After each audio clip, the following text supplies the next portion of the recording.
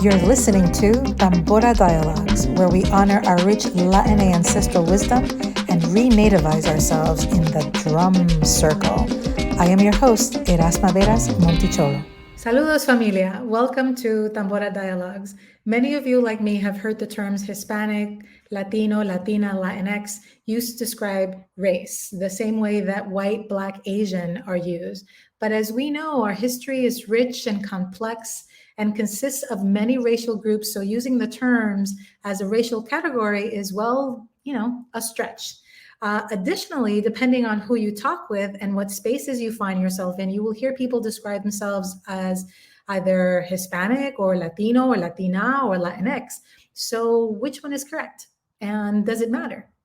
Today's guest, Kat Lazo, will help us decode some of this. Kat is often called the internet's favorite no-nonsense Latina who tells it like it is. Kat is half Colombian, half Peruvian. She is a director, producer, and host, creator of Me Too's first viral video series, The Cat Call, where she debunks taboos and misconceptions about the Latinx community. Kat is also a former host of Spotify's flagship morning show, The Get Up. She's an associate producer on an untitled reggaeton documentary by Universal and Mass Appeal, and producer for upcoming 0.0 docuseries. Kat, thank you for joining the Drum Circle today. Woo! Thank you so much for having me. Oh my gosh.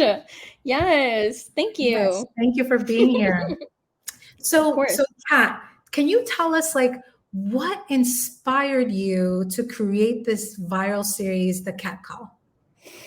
Oh my God. Honestly, it was so many years ago, but I still feel like I have a vivid memory of when the idea came to me. I was a producer for the digital platform called Me Too, like you mentioned, and a lot of the work that I was doing was behind the camera, even though I'm a Gemini, so I jump in front and behind the camera.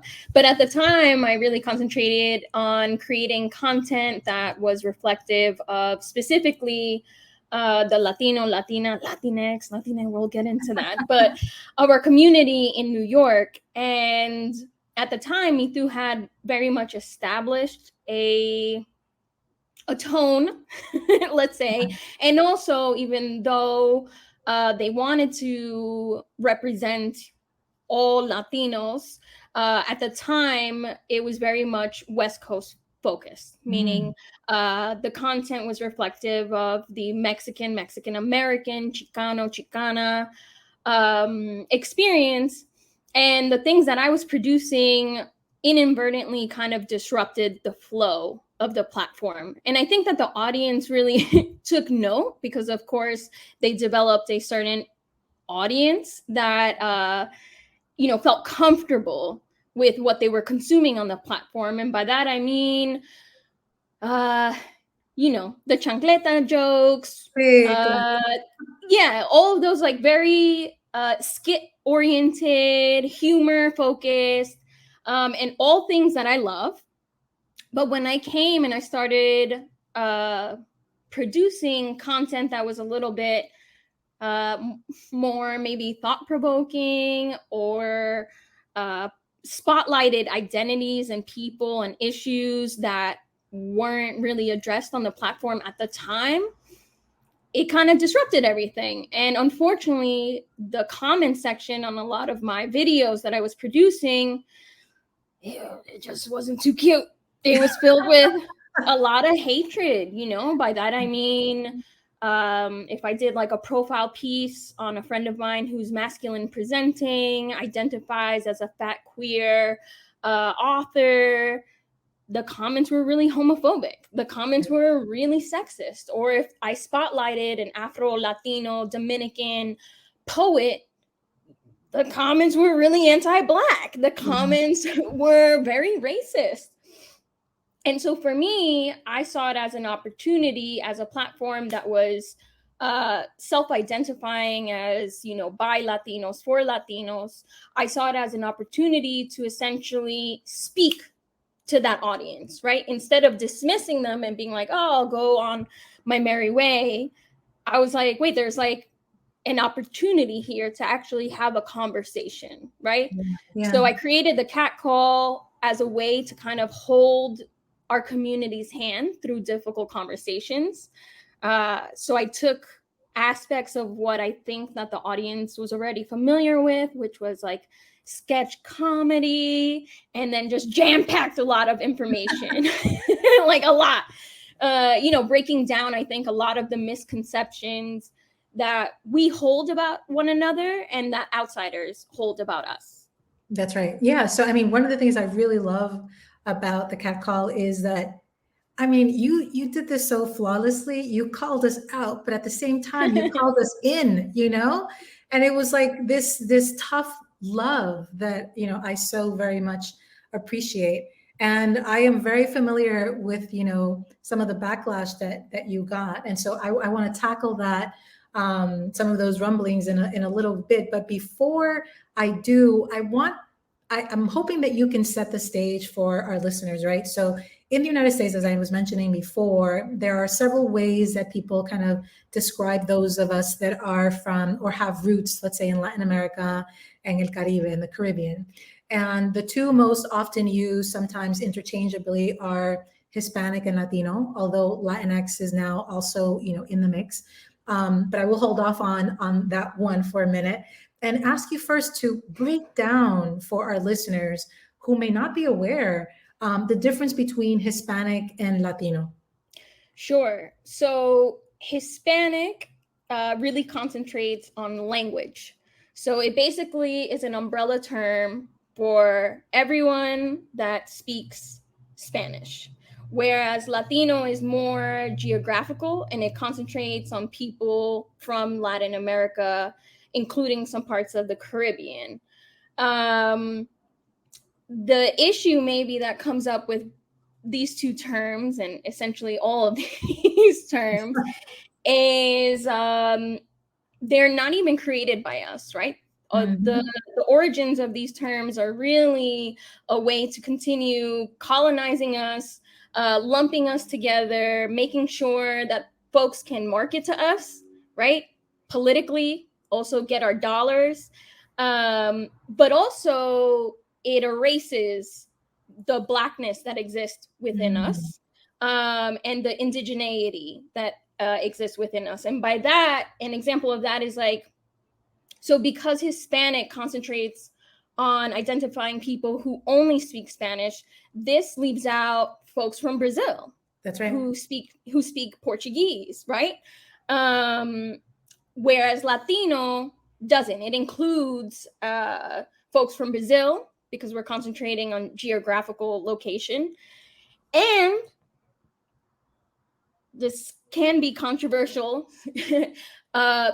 because it also includes technically Haiti, because Haiti is part of the same island. Hermanos, I'm okay with that.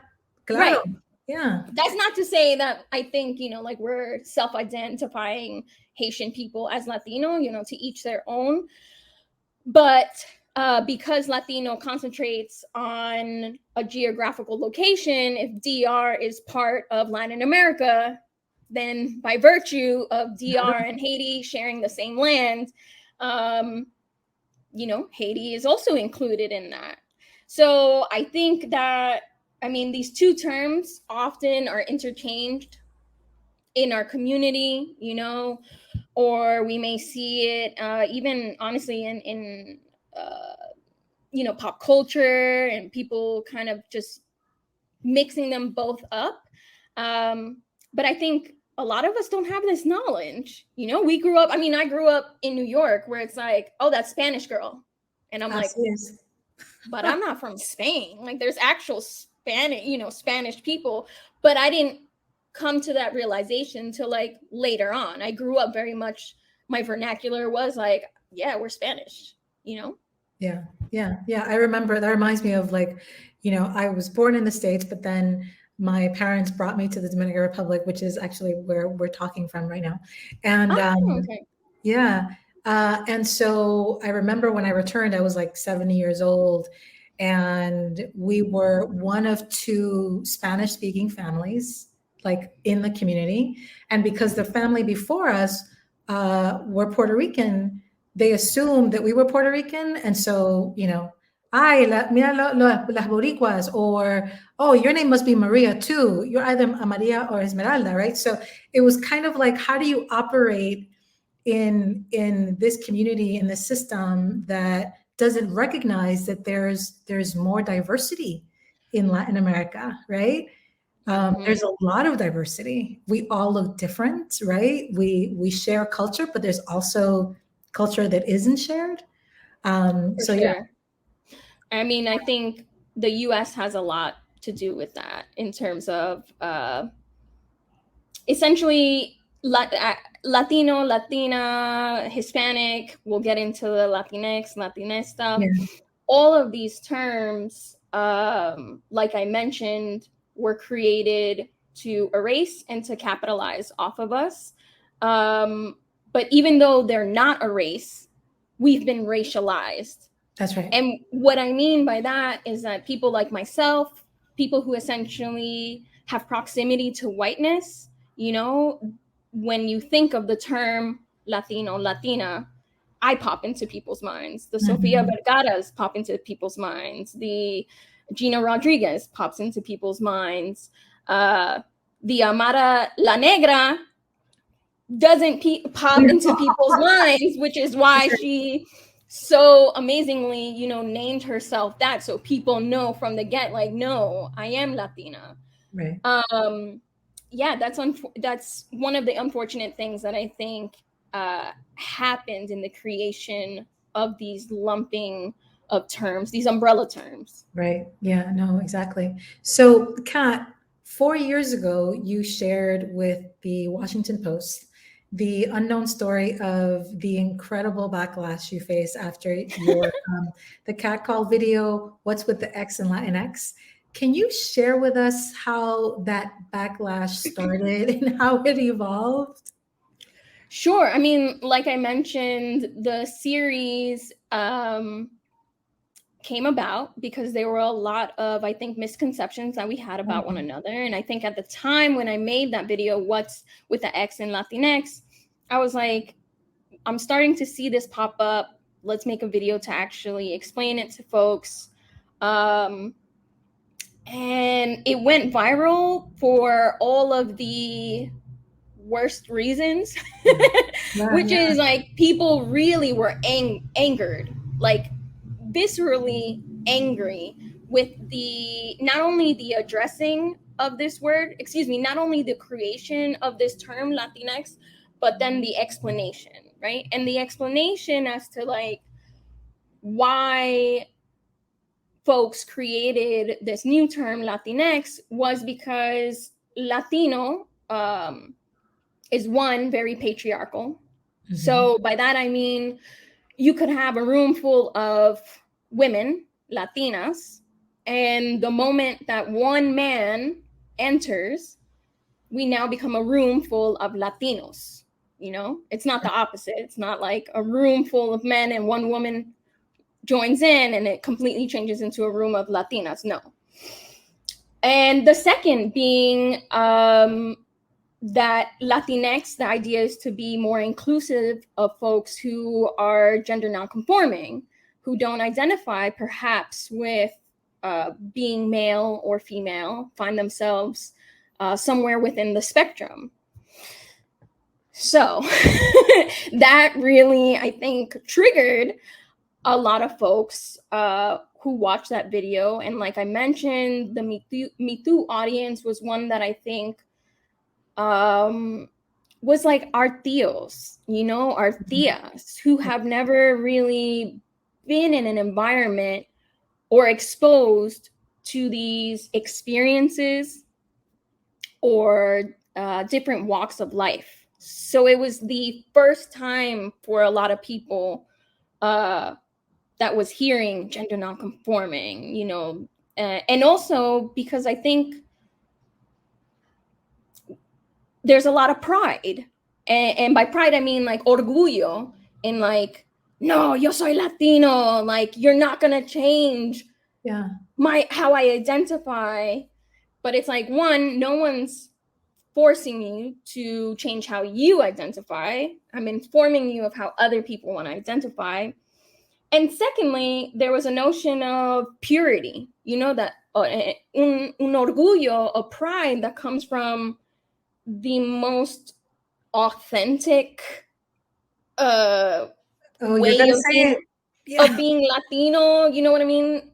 Yeah. Which is kind of ridiculous because, as I mentioned, the term Latino isn't even something that we created. And on top of it, it's like even the language that many of us speak, Yeah. whether it is Portuguese or if it is Spanish, that wasn't our native tongue. We're speaking the colonizer's tongue. So it's like, why are we holding on to this quote unquote purity for? Yeah. Yeah.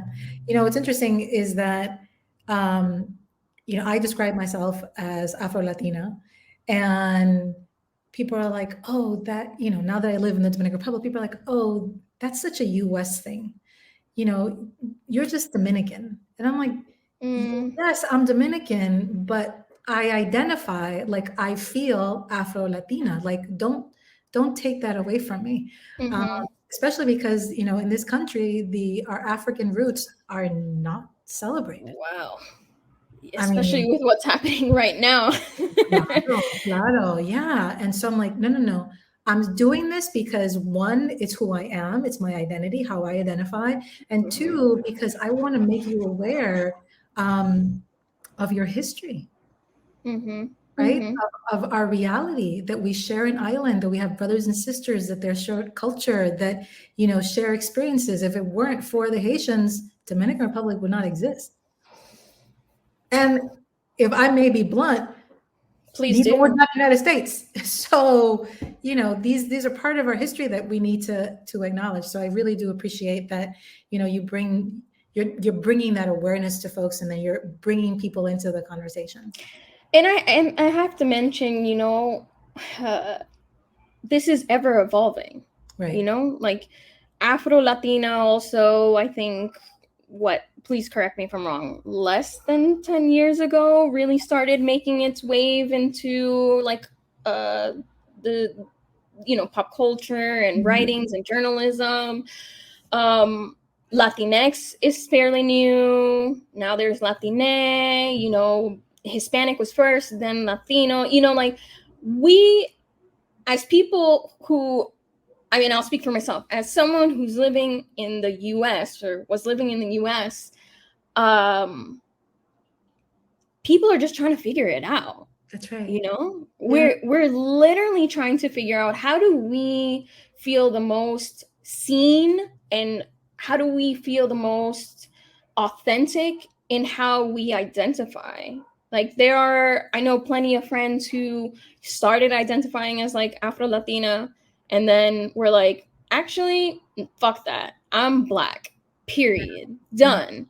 Or say, like, instead of saying I'm Black and Puerto Rican, they're like, I'm a Black Puerto Rican. There's a difference.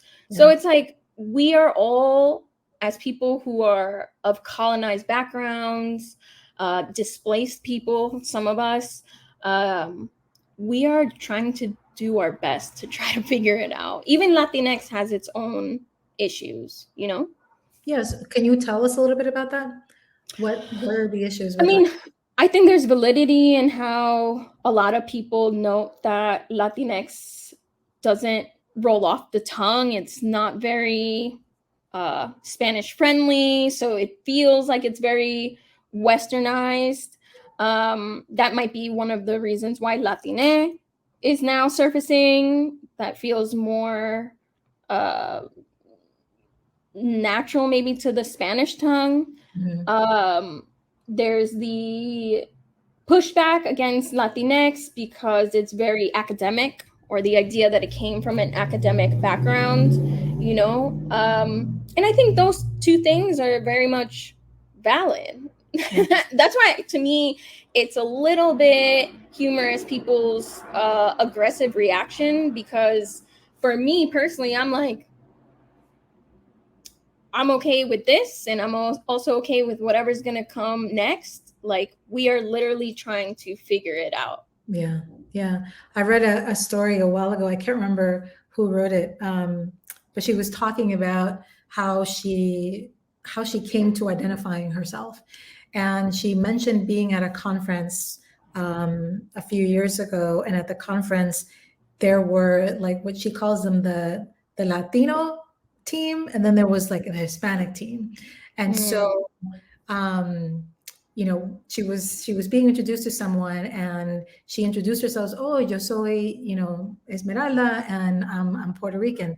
And the woman's like, no, no, no, darling, you're Latina. And then the other woman said, no, no, no, darling, you're Hispanic. And so she felt like torn in that moment. She's like, what do I choose? I don't know what to choose. So she said, I just sat there and I smiled, and that was it. And she said, you know, it took her a while to do her own individual learning of her history, of her culture, to really figure out how she wanted to identify. Yeah.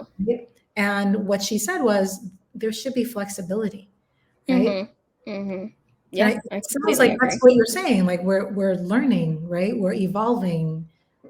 And this is like, I think we often forget that to express our feelings and our identities is actually very limited by language.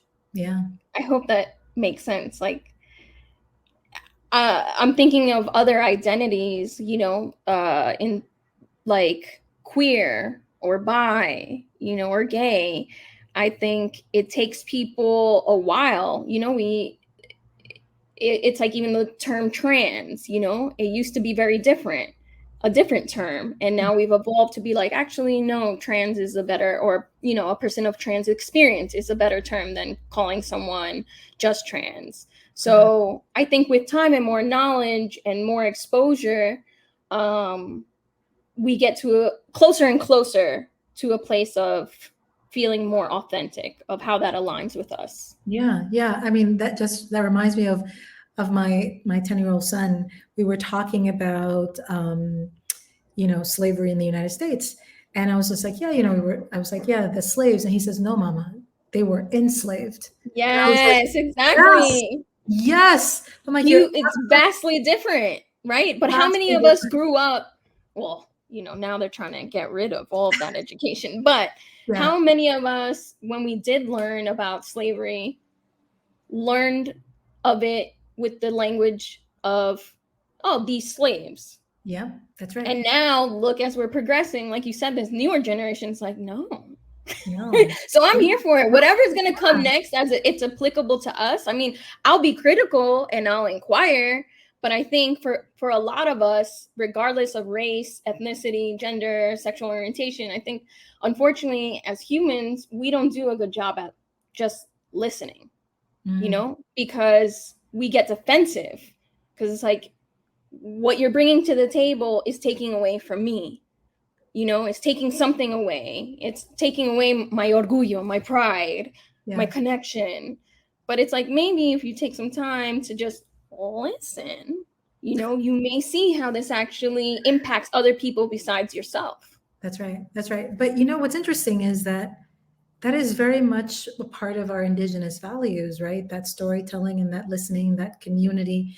And that was ripped away from us, right? And so we operate with a sense of urgency. We operate with the sense of, you know, no, I have to hold on to this. Well, or I have to defend. We're like, well, no, you don't have to defend in this moment. Just listen and inquire and learn, right? Which is, you know, what I see in my children, and I am so grateful to have that and be able to bring them here, to give them that opportunity. I'm like, take your time to discover who you are, right? That's why we moved from the States here. So it's just like, you don't need to rush. You don't need to identify any which way or another. Wait. When you're ready, then you can say who you are. In this moment, you're just growing and learning and listening. That's it. So, Kat, let me ask you something. How did the backlash affect you personally? I mean, that's funny you mentioned that, because I think often people ask that with the idea that I was like distraught, you know, like, no, because there is a lot of like, you know, cyberbullying and hate. I mean, like, that's just the internet. Yeah. But the the hate for the most part, or the negative comments, I would say a majority of it really wasn't directed at me per se. Some of it was, and that's fine. But a majority of it made me upset for just our community as a whole, all of us, because like I mentioned, the people who are spewing this hate or this negativity, it's our tios, it's our tias, it's our cousins. And so I was more so distraught over, let's say, the gender nonconforming people who are going to read those comments and who are going to continue feeling ostracized and not safe to speak up or to be their authentic selves, because they're seeing that if these people are spewing this much hate in the comments, then it must reflect the reality of the world. And you know what's very unfortunate is that in my experience of having primarily for the majority of my career done digital media, is that I have found that folks feel more bold to share negativity publicly online than they do positivity. And what I mean by that is that in my DMs or in my private messages on Facebook, there were people who were like, this is amazing. Thank you so much for addressing. Some of that is due to, I think, just like maybe like a human psyche of like, I don't know, we feel more comfortable sharing critique, like negative critique, I should say, or harmful critique. But then the other part of that is that I think people felt safer. They're not gonna share maybe like being gender nonconforming in public, but they will do it safely in a DM or in a private message. Yeah, I mean, and it's understandable, right? Because you don't know who's there, and you don't know. I mean, you're a warrior, right? So you can handle, some of that negativity that's coming at you because you're like, okay, whatever, moving on. I'm doing this for the good of the community. But there are some folks that may be vulnerable, right? And so For sure. asserting themselves like publicly can really impact somebody, right? And you know what? You're bringing me back because this was a couple of years. I remember that when I started seeing those really harmful messages, like the public ones, I like also tried going out of my way to make sure that at least on my personal social media sites, that I made people aware, like, hey, if you have something positive to say, interject them, share them positively. If you feel safe enough, then do so. Not because like I need the boost of comments, but because I want the kids who are reading the comments to also see that there are people who are supportive. We need that mix. That's right. That's right. They need to know, we need to know that, not everybody shares the same perspective, right? That there are folks that are championing, Yes. on their behalf, right? That we're more than accomplices Yes. in this work. So yeah, no, I totally get that. So Kat, your work both in front and behind the camera has been to develop projects that challenge society to think critically about identity, about culture, about social norms in order to liberate, oh my God, liberation, and unite communities. Did your experiences with did that experience, right, with that backlash in any way alter your commitment? I mean, it seems like it reconfirmed your commitment to engage in these conversations, right? Yeah, that was that specific video, What's with the X and Latinx. I don't think a lot of people know that that was probably the fourth video that I had created. At this point, it went on, the cat call went on for 3 seasons, but the first season I kind of created without even me through realizing that I was creating a series. Like at that point, they hadn't really created or produced or backed long form or short or even short form series. But as a producer who was able to just make like weekly videos, I was like, well, I'll just make a series. And that was one of that. So that was literally like one of the early videos that I had produced for the series.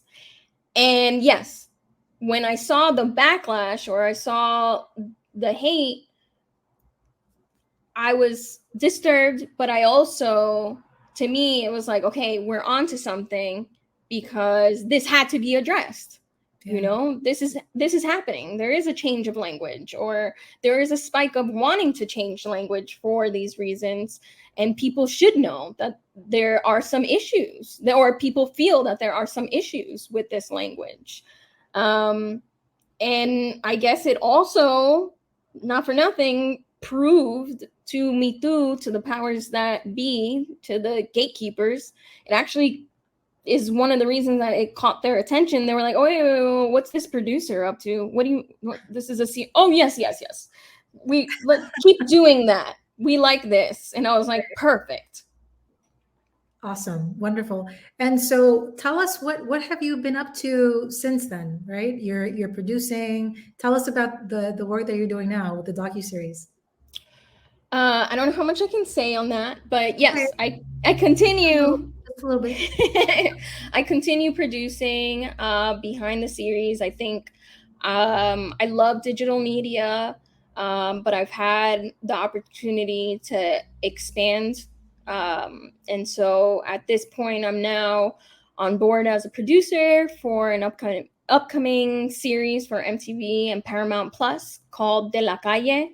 That's an 8-part episode series that's going to tackle the contributions that Latinos, Latinas, Hispanics, Latinx, Latine, all of those have had to music. Yeah. So awesome. 8 episodes focusing on different parts of the world, different rhythms. And yeah, it'll come out next year. Yeah. So, as our conversation, in the drum circle comes to a conclusion, I have 2 questions. No, not the end. How can we as a community continue to renativize our thinking around culture and language, right? Because I don't want to say decolonize, because that's giving power to our colonizers. So how do we renativize our community and our culture? Well, first off, you gotta give me a second, because I've never heard that before. Renativize. Girl, I made it up. I'm here for it. I'm processing that. that. So it's reconnecting with our ancestral values, right? In the way that, we would have continued to do had colonizers not arrived on our land. I mean, I think what we can do is put ourselves in more situations where we're uncomfortable. I think from uncomfortability comes a lot of growth. I'm trying really hard not to use the word decolonize right now. It's okay. So maybe to get back to the things that were ours to begin with. Yeah. I'm thinking of something as ancestral as like even cooking, like the practice of cooking, or even, let's just take cooking for example. Maybe everyone can relate to this. There are practices that are so native to us, like making a sancocho, taking the time to make that soup.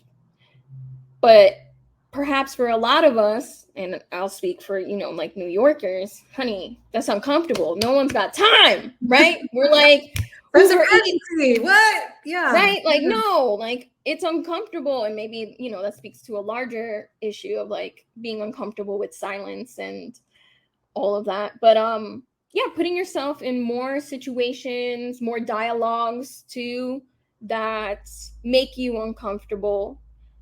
And also taking a moment to just listen, be quiet. If someone is quote unquote challenging you because of what they're saying to you, what they're bringing up, or literally just like their lived experience is making you uncomfortable. It's about getting to the root of that uncomfortability, you know? Yeah, yeah, no, for sure. And, I know that a lot of our audience, there's some young people, right? So the majority of our audience are like 18 to 25.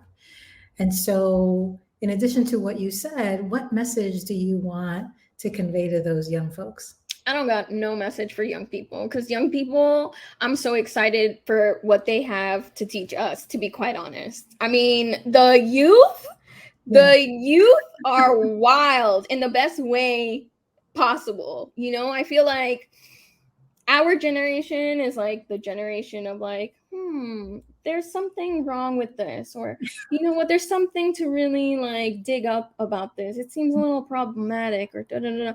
The youth they're like setting things on fire. They're like, we gotta redo it. I don't care if you care. We're doing it because it's the better for our future, for everybody's future. Yeah. So I'm here for it. I have no words of wisdom for them. Yeah, I love it. There's, our generation is like, oh, maybe we need to work within the system. And the youth are like, no, just break that whole shit down. And not for nothing, if we're speaking to tambor dialogues, like a drum circle and whatnot, also there's this like default that the youth have something to learn from the elders, which is valid, also true. Yeah.